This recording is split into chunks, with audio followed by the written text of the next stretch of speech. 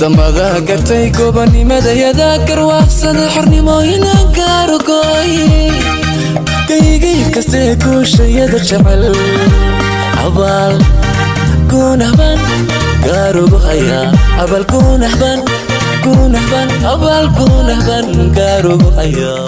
This is obviously significant. What are the chances that this could move forward this way? Look, I'm optimistic. I think there's a real chance the president will recognize Somaliland. As I said, they've been an ally to us. They've been an ally. This is a Muslim country in a very dangerous part of Africa. And they've shown real courage. They've shown real courage standing with the United States. They've shown real courage standing up to China. They've shown real courage siding with Taiwan, which infuriates communist China. They've shown real courage embracing Israel and the Abraham Accords. I think Somaliland would eagerly join the Abraham Accords. And so it is in America's national security interest, I believe, to recognize Somaliland. And probably the best confirmation of that is this week, China put out a public release blasting me, absolutely furious that I made this public call to recognize Somaliland. And here's what China put out as their statement. They said, quote, a U.S. senator, in a letter boasting of so-called U.S. recognition of Somaliland region, launched baseless attacks against China and China-Somalia relations. The Chinese embassy in Somalia firmly opposes this misconduct.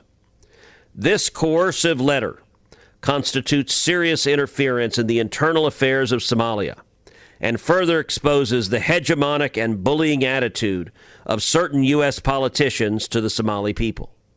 Respect for sovereignty and territorial integrity and non-interference in each other's internal affairs are enshrined in the UN Charter as basic norms governing international relations for safeguarding world peace and stability.